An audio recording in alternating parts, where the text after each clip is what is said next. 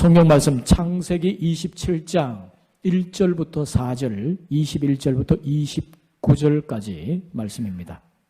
이삭이 나이가 많아 눈이 어두워 잘 보지 못하더니 맏아들 에서를 불러 이르되 내 아들아 하매 그가 이르되 내가 여기 있나이다 하니 이삭이 이르되 내가 이제 늙어 어느 날 죽을는지 알지 못하니 그런즉 내 기구 곧 화살통과 활을 가지고 들에 가서 나를 위하여 사냥하여 내가 즐기는 별미를 만들어 내게로 가져와서 먹게 하여 내가 죽기 전에 내 마음껏 내게 축복하게 하라. 21절부터입니다.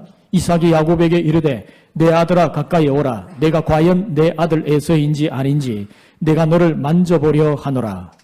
야곱이 그 아버지 이삭에게 가까이 가니 이삭이 만지며 이르되 음성은 야곱의 음성이나 손은 에서의 손이로다 하며 그의 손이 형 에서의 손과 같이 털이 있으므로 분별하지 못하고 축복하였더라. 이삭이 이르되 내가 참 내 아들 에서냐? 그가 대답하되 그러하니이다. 이삭이 이르되 내게로 가져오라. 내 아들이 사냥한 고기를 먹고 내 마음껏 내게 축복하리라. 야곱이 그에게로 가져가매 그가 먹고 또 포도주를 가져가매 그가 마시고 그의 아버지 이삭이 그에게 이르되 내 아들아 가까이 와서 내게 입맞추라. 그가 가까이 가서 그에게 입맞추니 아버지가 그의 옷에 향취를 맡고 그에게 축복하여 이르되 내 아들의 향취는 여호와께서 복주신 밭의 향취로다. 하나님은 하늘의 이슬과 땅의 기름짐이며 풍성한 곡식과 포도주를 내게 주시기를 원하노라. 같이 봅니다. 만민이 너를 섬기고 열국이 내게 굴복하리니 내가 형제들의 주가 되고 내 어머니의 아들들이 내게 굴복하며 너를 저주하는 자는 저주를 받고 너를 축복하는 자는 복을 받기를 원하노라. 아멘. 오늘 주님 전에 나오신 우리 모든 성도들에게 하나님의 풍성하신 은혜가 임하기를 주님의 이름으로 축복합니다. 2층에서 영상으로 예배드리시는 우리 성도들에게도 동일한 은혜가 임할 줄 믿습니다. 지그 지글러라는 분이 있는데 자기 개발 강의에 아주 탁월한 강사죠. 이분이 세계의 지혜라는 책을 썼습니다. 그 책 속에 나오는 한 이야기인데 어느 날 한 왕이 지혜로운 학자들을 불러놓고 이런 명령을 내립니다. 세상의 여러 지혜를 정리해서 가져와라. 이렇게 분부를 내렸어요. 그때 이 학자들이 연구를 해서 12권의 책으로 세상의 지혜를 정리해 옵니다. 왕이 그것을 보고 너무 많구나. 한 권으로 정리해 오라. 그렇게 분부를 내립니다. 신하들이 다시 가서 한 권의 책으로 세상의 지혜를 정리해 왔어요. 다시 분부를 내립니다. 이게 너무 많으니까 한 페이지로 정리해서 가져와라. 또 한 페이지로 정리해 왔어요. 왕이 마지막 명령을 내립니다. 단 한 줄로 한마디로 세상의 지혜를 정리해 와라. 그래서 그 나라의 모든 현인들이 모여서 세상의 지혜를 정리한 끝에 나왔던 한마디, 세상의 모든 지혜는 한마디로 요약된다고 정리해왔던 것이 뭐냐? 세상에 공짜는 없다라는 말입니다. 여러분, 성경에 나오는 모든 말씀을 한 단어로 정리하면 뭐가 나올까요? 은혜입니다. 은혜. 여러분, 성경을 쥐어짜면 피가 나옵니다. 피. 우리 죄인들을 위해서 흘리신 예수 그리스도의 십자가의 피를 의미하겠죠. 성경은 그 십자가 사랑의 이야기입니다. 자격 없는 죄인들에게 베풀어 주신 하나님의 그 은혜의 이야기. 여러분, 그게 성경에 나오는 내용입니다. 우리가 그것을 가장 잘 볼 수 있는 단편적인 사건이 뭐냐면 야곱의 스토리입니다. 우리는 야곱의 인생을 통해서 하나님이 자격 없는 인간에게 베풀어 주시는 이 놀라운 하나님의 은혜를 볼 수가 있어요.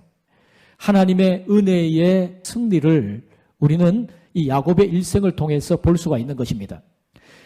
여러분, 하나님께서 야곱에게 붙여주신 별명이 두 가지가 있습니다. 첫 번째는 뭐냐면 버러지입니다. 벌레죠. 개역 성경에는 지렁이로 번역을 했는데 이사야서 41장 버러지 같은 너 야곱아, 하나님이 그렇게 말씀했어요. 그러니까 야곱이 어떻게든지 살아보려고 꿈틀거리는 그의 몸부림치는 그 처절함을 보면서 주님이 그렇게 표현을 하신 것 같습니다. 자, 두 번째, 주님이 야곱에게 붙여주신 별명은 이스라엘입니다. 이스라엘이라고 하는 뜻은요, 하나님의 왕자, 하나님이 통치하신다라는 뜻입니다. 창세기 32장 28절에 보면 내 이름을 다시는 야곱이라 부를 것이 아니요 이스라엘이라 부를 것이니, 분이엘 들판에서 어떻게 해서든지 필사적으로 주님의 축복을 받기를 사모했던 그 야곱에게 하나님이 붙여주셨던 이름이 하나님의 왕자라는 별명입니다. 자, 여러분 보세요. 이 두 가지 별명을 보세요. 버러지와 하나님의 왕자. 어떻게 버러지 같은 그 인생, 정말 하찮은 그 인생이 하나님 앞에 쓰임받는 하나님의 왕자에 이르기까지 어떻게 나아갈 수 있는가 하는 것을 우리는 야곱의 일생을 통해서 발견할 수가 있는 것입니다. 여러분, 사실 야곱의 가정은요, 문제투성이었어요. 정상적인 가정이 아닙니다. 그러니까 이런 가정을 엮이는 가정이라고 이야기하죠. 우리 말로는요, 콩가루 집안이라고 이야기합니다. 이 집안은 정말 어떻게 보면은 막장 가족이에요. 자기의 유익과 욕심을 위해서 가족들에게 속이고 거짓말하고 이런 일들이 반복됩니다. 그리고 그게 가족을 대상으로 일어났다는 것이 정말 충격적이죠. 아버지 이삭은 큰아들 에서를 편애합니다. 어머니 리브가는 둘째 아들 야곱을 편애합니다. 아들이 아버지를 속이고 동생이 형의 것을 빼앗는 이런 막장 드라마 같은 이야기가 이 야곱의 가정 속에 펼쳐지고 있어요. 그런데 여러분, 이런 편애의 모습 속에 가장 중심에 있었던 중요한 역할을 한 사람이 누구냐 하면 바로 어머니였어요. 자, 이런 일이 왜 일어나게 되었는가? 그 이유를 성경은 아주 담담하게 이 야곱 일가의 민낯을 그대로 보여주면서 기록을 하고 있습니다. 창세기 25장 28절에 보면요. 이삭은 에서가 사냥한 고기를 좋아하므로 그를 사랑하고 리브가는 야곱을 사랑하였더라. 자, 이삭은 에서가 사냥한 고기를 좋아해서 그 아들을 사랑했다. 여러분, 이 말씀 들을 때 정말 어처구니 없어요. 왜 그러죠? 아니, 이런 엄청난 일이 고기 하나 때문에 일어났는가? 이런 생각이 들죠. 근데 여러분, 그게 인간입니다. 그게 인간이에요. 인간은 아주 사소하고 아주 어처구니 없는 그런 것으로 인해서 때로는 쏠리기도 하고 잘못 판단을 하고, 그게 인간이란 말입니다. 여러분, 인간은 정말 이런 존재예요. 그래서 아버지 이삭이 에서를 편애합니다. 근데 리브가는요, 그 아버지에게 사랑받지 못하는 둘째 아들 야곱이 늘 불쌍했던 것 같아요. 그래서 그 사랑을 베풀어 줍니다. 그런데 여러분, 여기서 중요한 포인트가 하나 있는데, 이런 엮이는 가정의 문제로 인하여서 야곱이 갖게 되는 그 내면의 상처, 그 내면의 결핍을 우리는 볼 수가 있어요. 아버지 이삭으로부터 사랑과 인정을 받지 못하는 그 둘째 아들 야곱의 굶주린 그 마음. 여러분, 잘 보십시오. 어머니 리브가가 어떻게든지 그것을 채워주려고 하는데 그게 채워지지가 않는 겁니다. 아버지의 사랑을 받지 못한 그 결핍이 채워지지 않는 것이죠. 이런 각도에서 그 유명한 팥죽 사건을 우리 한번 이해해 볼 수가 있습니다. 어느 날 야곱이 팥죽을 쏘았는데 형 에서가 사냥을 하고 돌아와서 동생 야곱에게, 야, 너 그거 형이 좀 먹자. 그러니까 동생 야곱이 대뜸 했던 말이 뭡니까? 형의 장자권을 그럼 내게 주라. 이렇게 이야기를 한 거예요. 그러자 이 에서는 생각했겠죠. 이 장자권이고 뭐고 배고픈데 이게 대수냐? 그리고 그런다고 해서 장자권을 지가 가져갈 수 있겠어? 이런 생각을 하면서 장자권을 그럼 너나 가져라. 그리고 팥죽을 대뜸 받아 먹죠. 이런 성경은 이런 장자권의 명분을 가벼이 여긴 것에 대해서 반드시 지적하고 있습니다. 그리고 히브리서 12장 16절에 보면 이것이 망령된 것이라고 이야기를 하고 있어요. 근데 여러분, 여기서 우리가 또 다른 각도에서 아주 중요한 사실을 하나 볼 수 있는데, 이 야곱의 내면을 한번 보십시다. 여러분 한번 생각해 보세요. 여러분, 제가 둘째입니다. 형제 중 둘째예요. 제 위에 형이 있습니다. 어릴 적 제가 라면을 끓였는데 형이 바깥에서 돌아오더니 야, 그거 라면 내가 좀 먹자. 그럴 때 제가 그러면 형의 장자권을 좀 내게 달라. 여러분, 이게 이해가 됩니까, 지금? 야곱이 형에게 하는 말이, 팥죽 달라 그러는 형에게 하는 말이, 형의 장자권 내게 주라. 그렇게 이야기를 하는 게, 여러분, 도무지 이해가 됩니까? 이 형제 간에 이런 이야기가 오고 간다는 것이 이해가 되냔 말이죠. 왜 이런 일이 일어나게 되었는가? 여러분, 야곱은 아버지가 형 에서만 사랑하는 것을 보고 늘 끊임없이 생각한 게 있어요. 뭐냐 하면, 왜 아버지는 형만 사랑하고 나를 사랑하지 않을까? 그러면 생각하다가 내가 장자가 아니기 때문에 그렇구나. 그러면 내가 장자가 되기만 하면 아버지의 사랑과 인정을 받을 수 있겠구나. 이런 생각을 한 거죠. 그러다가 이제 그런 생각이 늘 잠재적으로 있었는데 형이 와서 야, 팥죽 좀 달라 그러니까 내면에 잠재되어 있던 그의 생각이 불쑥 나온 겁니다. 그러면 형의 장자권을 내게 주라. 이렇게 이야기를 한 거죠. 이건 정말 슬픈 이야기고 서글픈 그런 사실입니다. 정말 야곱이 굶주린 그 마음, 그 아픔이 그대로 드러나는 그런 대화의 내용이죠. 그리고 오늘 본문에 우리가 읽었던 이 창세기 27장에서도 이런 야곱의 내면의 이 결핍, 그의 마음의 굶주림이 드러납니다. 어느 날 이삭이 맏아들 에서에게 이렇게 말을 해요. 자, 2절부터 4절까지 우리 같이 한번 읽어봅니다. 이삭이 이르되 내가 이제 늙어 어느 날 죽을는지 알지 못하니 그런즉 내 기구 곧 화살통과 활을 가지고 들에 가서 나를 위하여 사냥하여 내가 즐기는 별미를 만들어 내게로 가져와서 먹게 하여 내가 죽기 전에 내 마음껏 내게 축복하게 하라. 아멘. 여러분, 당시의 풍속을 보면 이 고대 근동에서 장자권의 명분을 자녀들에게 계승해 줄 때에 이것은 둘만의 은밀하게 할 수 있는 것이 아니었습니다. 이것은 잔치를 벌여요. 그래서 그 잔치 가운데서 많은 사람들이 확인하는 가운데서 장자권의 명분을 자기가 지명한 자식에게 물려주는 겁니다. 그런데 지금 여러분, 이삭이 어떻게 하죠? 이 중요한 이 일을 은밀히 첫째 아들 에서와 함께 둘이서 은밀하게 이것을 하고자 한다는 것입니다. 잘못된 것이죠. 여러분, 하나님은 이미 리브가를 통해서 큰 자가 작은 자를 섬기리라. 하나님의 장자권의 이 축복이 둘째 야곱에게 있을 것이라는 것을 하나님이 이미 말씀해 주셨어요. 그럼에도 불구하고 이 아버지 이삭은요, 굳이 자기가 사랑하는 큰아들 에서에게 이 장자권을 물려주겠다는 겁니다. 이것은 하나님의 섭리를 거스르는 그런 행동이었어요.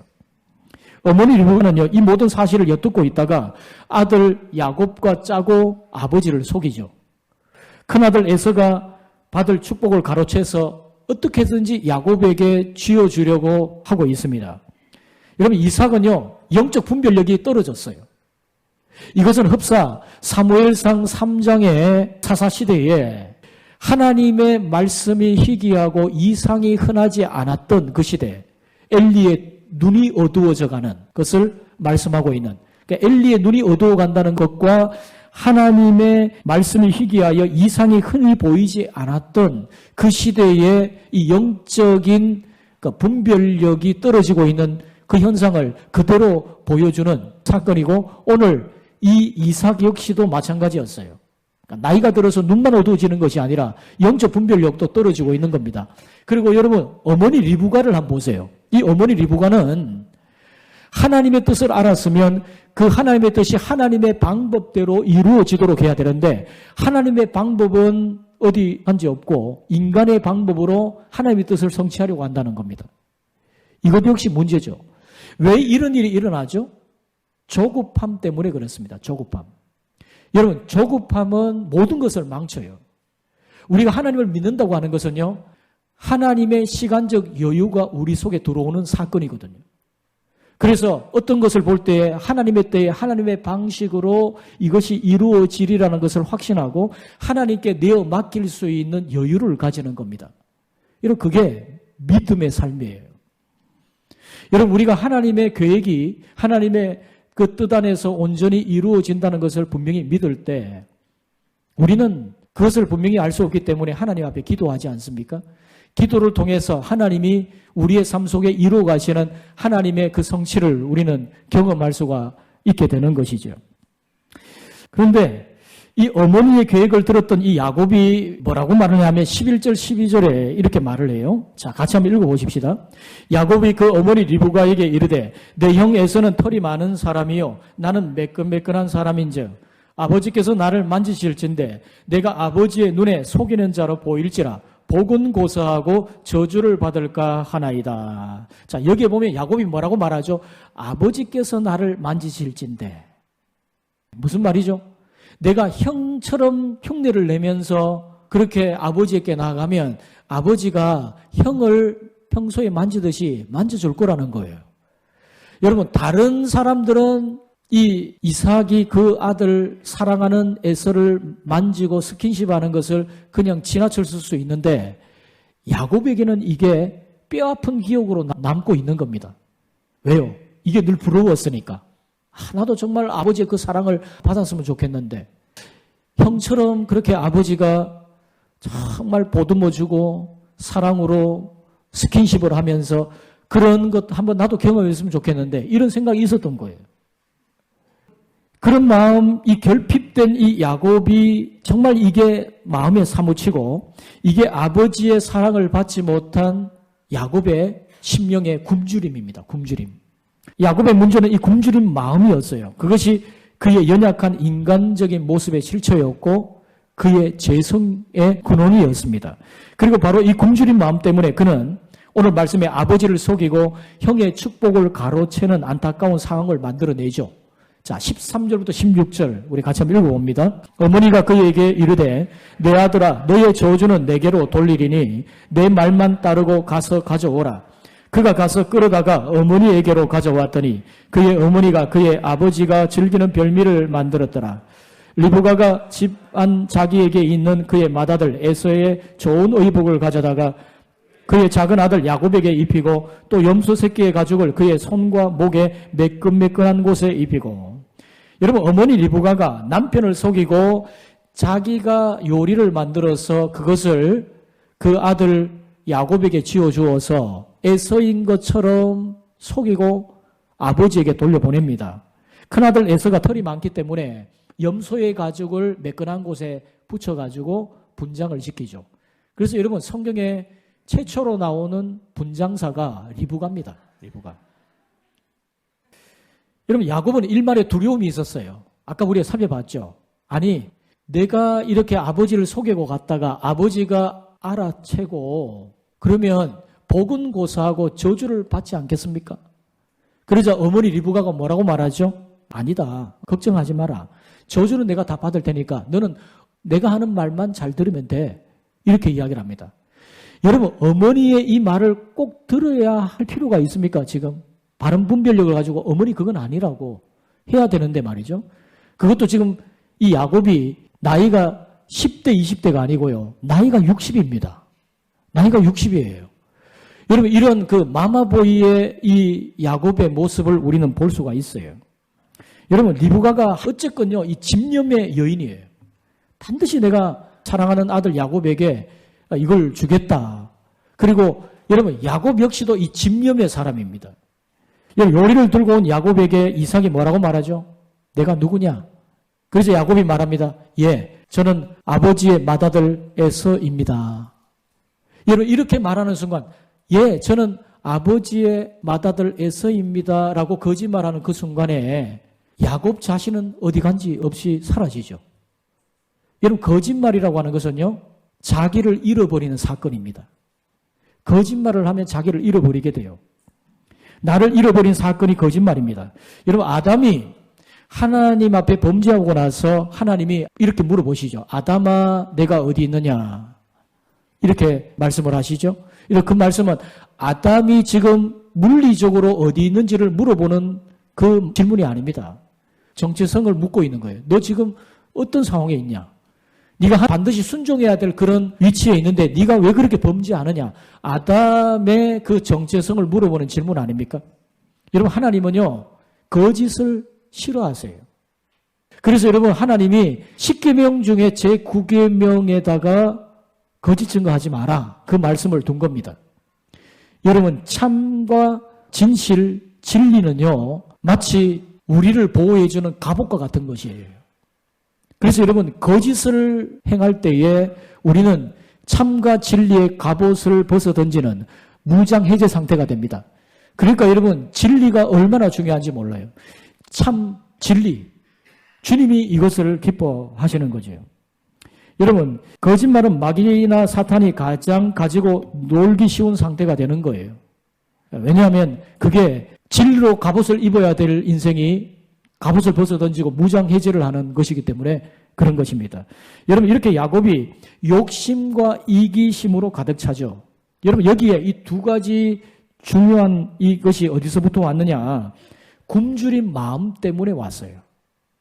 여러분, 굶주린 마음은요, 욕심을 이기지 못합니다. 왜? 배고프니까.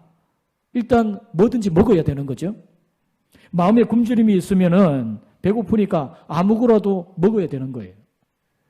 여러분, 굶주림의 그 마음의 상태는요, 이기심을 결코 이길 수가 없습니다. 왜냐하면 일단 나 자신이 남을 돌아볼 여유가 없기 때문에 그런 것이죠. 그래서 여러분, 이 굶주린 마음의 가장 큰 피해는 뭐냐 하면 사람을 추하게 만듭니다. 그것 때문에 해서는 안 될 일을 하고, 그것 때문에 먹어서는 안 될 것을 먹고, 그것 때문에 사람이 비참해지고 추해지고 그 결정이 추해지는 결과를 낳게 되는 거죠. 그래서 야곱이 이 가족 관계가 다 깨어지게 되고 결국은 그의 인생 자체가 흔들리고 결국 베델의 들판으로 도망갈 수밖에 없는 그런 지경에 이르게 되는 겁니다. 그러나 여러분, 여기가 끝이 아니고 또 하나의 중요한 것을 우리는 여기서 살펴봐야 돼요. 이것이 이 말씀을 하는 중요한 의도입니다.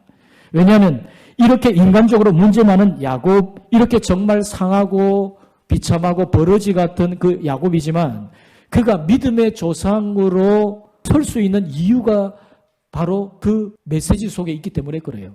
그게 뭐냐? 오늘 이 말씀을 통해서 성령께서 우리에게 주시는 중요한 내용이 있습니다.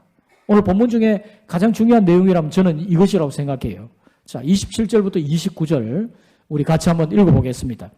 그가 가까이 가서 그에게 입맞추니 아버지가 그의 옷의 향취를 맡고 그에게 축복하여 이르되 내 아들의 향취는 여호와께서 복주신 밭의 향취로다. 하나님은 하늘의 이슬과 땅의 기름짐이며 풍성한 곡식과 포도주를 내게 주시기를 원하노라. 만민이 너를 섬기고 열국이 내게 굴복하리니 내가 형제들의 주가 되고 내 어머니의 아들들이 내게 굴복하며 너를 저주하는 자는 저주를 받고 너를 축복하는 자는 복을 받기를 원하노라. 아멘. 여러분, 이게 뭐죠? 지금 우리가 읽었던 게 뭡니까? 야곱이 아버지를 속이고 형으로부터 그렇게 갖고 싶어 했던 그겁니다. 이게 뭡니까? 축복입니다. 축복. 언약의 축복. 바로 그것이죠. 아브라함에 주셨던 그 축복. 이삭을 통해서 확인하셨던 그 축복. 바로 그것을 말하는 겁니다. 이것을 받으려고 이걸 사모해서 그렇게 이것을 받아 누리려고 처절하게 몸부림쳤던 것이 바로 야곱의 인생이거든요. 여러분, 이 말씀을 통해서 하나님이 보여주시는 것은요, 엮이는 가정의 그 비참함을 우리에게 보여준과 동시에 그 가정 속에 임하시는 하나님의 거부할 수 없는 축복과 은혜, 이것을 보여주고 있습니다. 여러분, 야곱은 그 축복을 갈망했던 사람이었어요. 버러지 같은 야곱이 어떻게 해서 하나님의 왕자로 쓰임받는 인생이 되었을까? 그 비결이 도대체 뭘까? 여러분, 이 축복에 대한 갈망 때문입니다. 하나님의 은혜에 대한 사모함 때문이에요. 신약의 말씀에 의하면 예수님이 말씀하셨던 심령이 가난함, 바로 그것이거든요.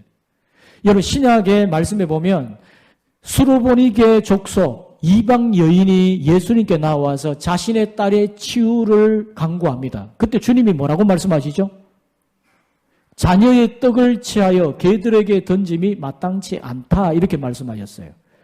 거기에 문맥상에 자녀는 누구를 말하냐면 이스라엘 백성 유대인들을 말하는 것이고, 개는 유대인들이 개처럼 취급하던 이방인을 말하는 겁니다. 주님이 왜 그런 말씀을 하셨을까? 주님은 이 여인의 심령 속에 있는 그 갈급함과 갈망을 아셨어요. 그래서 그 질문을 던졌고 이 여인이 뭐라고 말합니까? 주여 올소이다. 그러나 개들도 아이들의 상 아래서 떨어지는 부스러기를 먹지 않습니까? 하나님, 그 부스러기라도 줬사오니 그 은혜를 내게 주소서. 부스러기 은혜라도 줬사오니 내게 그 은혜를 주소서. 여러분, 주님께서는 그 여인의 그 갈망을 귀하게 보시고 역사를 해주셨죠. 여러분, 우리 안에 있는 상처는요, 마귀가 우리를 파괴하기 위해서 사용하는 주된 통로가 됩니다. 마귀는요, 우리 안에 있는 상처를 건드려요. 그래서 계속해서 그 상처를 통해서 믿음을 흔들고 헌신을 흔들고 우리의 모든 삶을 흔들어 버립니다. 마귀가 여러 가지 무기 중에서 가장 잘 사용하는 것이 우리 안에 있는 이 상처란 말이죠. 상처를 이용해서 어떻게든지 우리를 흔들어 버리고요, 우리 스스로 우리의 삶의 소중한 것들을 다 던져버리도록, 스스로 망가뜨리도록 그렇게 만드는 것이 사단의 공격의 모습입니다. 근데 여러분, 여기서 중요한 것이 하나 있는데, 또 한 가지 중요한 사실은요, 이 상처가 하나님의 은혜를 받는 통로가 될 수도 있다는 사실이에요.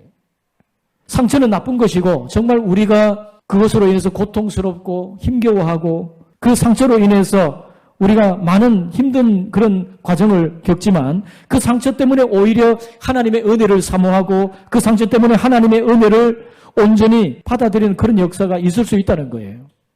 여러분, 모든 인간의 결핍은요, 하나님을 떠난 인간 실존에서부터 오는 겁니다. 다시 말씀드립니다. 모든 인생의 결핍은요, 하나님을 떠난 인간 실존의 본질을 우리에게 보여주고 있어요. 왜 우리가 배고프고, 우리가 왜 인생의 결핍으로 인하여서 굶주리고, 왜 그렇게 하죠? 결국 근원적으로 가보면 하나님의 곁을 떠난 인간 실존의 결핍입니다. 우리 내면 안에는요, 하나님만이 채울 수 있는 공간이 있어요. 세상의 그 어떤 것으로 채워지지가 않습니다. 세상의 많은 것들로 내가 채워진다 한들 우리 안에 있는 그 영혼의 근본적인 배고픔을 해결할 수 있는 그 어떤 것이 없어요. 그래서 여러분, 세상의 눈으로 보면, 육신의 눈으로 보면 이 상처가 저주 같지만 하나님의 은혜의 눈으로 보면 상처는 축복입니다. 상처는 저주가 아니고 축복이 되게 하는 것, 그게 여러분 신앙입니다. 십자가의 그 능력과 역사가 없이는 상처가 저주가 아닌 축복의 역사가 되는 것이 있을 수가 없어요. 여러분, 누가 인생의 그 배고픔을, 누가 인생의 그 영혼의 궁핍함을 채워줄 수가 있습니까? 하나님의 은혜만이 될 수가 있는 줄 믿습니다. 하나님의 은혜가 아니고는 우리 인생의 이 결핍을 채워줄 수가 없는 것입니다. 여러분, 상처를 이용해서 마귀가 우리를 넘어뜨리려고 할 때 그 상처의 마음을 우리 주님의 십자가 앞에 가지고 나가고 오히려 하나님의 은혜를 갈망할 때에 상처가 축복으로 바뀌는 역사를 경험하게 되는 줄 믿습니다. 여러분, 그게 십자가 신앙이거든요. 사랑하는 성도 여러분, 여러분 스스로 생각할 때 내가 버러지 같은 인생, 초라한 인생으로 여겨지십니까? 하나님은 여러분의 인생을 이스라엘, 하나님의 왕자의 존귀한 삶으로 세워가기를 원하심을 여러분 잊지 마시기를 바랍니다. 여러분 스스로 생각할 때 잡초 같은 그런 인생처럼 여겨지십니까? 하나님은 여러분의 인생에 꽃 피우게 하시는 놀라운 역사를 베풀어 주실 줄 믿습니다. 여러분, 실패하고 낙심한 분이 계십니까? 이제는 소망이 없다고 생각하시는 분이 있습니까? 항상 늘 부족하다고 생각하면서 결핍 속에 살아가시는 분이 혹시 계십니까? 아니, 우리 가정은 콩가루 집안이다. 우리 집안은 정말 소망이 없다. 이렇게 생각하시는 분이 혹시 계십니까? 버러지 같은 야곱에게 이스라엘, 하나님의 왕자란 이름을 주신 하나님은 잡초 같고 버러지 같은 인생 속에서도 하나님의 왕자의 비전을 보시는 분이십니다. 사랑하는 성도 여러분, 하나님의 이 축복을 갈망하십시오. 하나님의 이 축복을 사모하십시오. 여러분이 이 결핍과 여러분의 인생의 그 어려운 문제를 안고 십자가를 붙들고 주님 앞에 나아갈 수 있는 성도들이 되시기를 주님의 이름으로 축원드립니다. 축원드립니다.